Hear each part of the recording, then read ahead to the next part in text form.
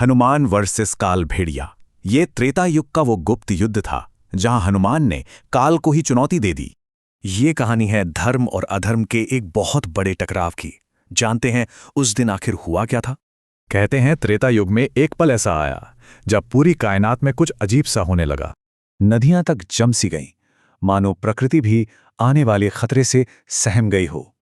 और देखते ही देखते सूरज पर भी अंधेरे का साया छा गया, एक अपशकुन की तरह। ये था काल भेड़िया, कोई मामूली दैत्य नहीं बल्कि खुद विनाशकारी काल का जीता जागता रूप। काल की इस ताकत को देखकर स्वर्ग में देवता भी बेचैन और डरे हुए थे। और धरती पर एक माँ का दिल अपने बेटे के लिए घबरा रहा था। वो थी अंजना। लेकिन पवन देव को विश्वास था। उन्होंने कहा, ये उसका भाग्य है, वही संतुलन लाएगा। और इन सब से बेखबर बाल हनुमान तो बस अपने खेल में मगन थे, पूरी तरह अनजान। तभी काल भेड़िए की घमंड भरी आवाज गूंजी। उसे जरा भी अंदाजा नहीं था कि वो किससे बात कर रहा है। हनुमान का जवाब बहुत ही सीधा था पर गहरा। उनकी मासूमियत में भी एक संदेश छुपा था।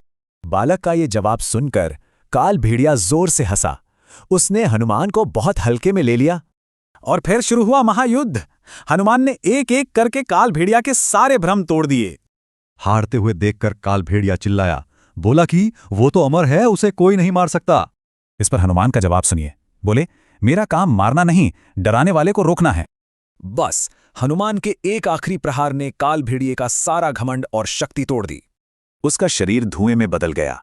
लेकिन क्या अंधकार कभी पूरी तरह खत्म होता है? इस जीत के बाद देवताओं ने हनुमान को नया नाम दिया, काल विजय हनुमान, यानी काल पर विजय पाने वाला।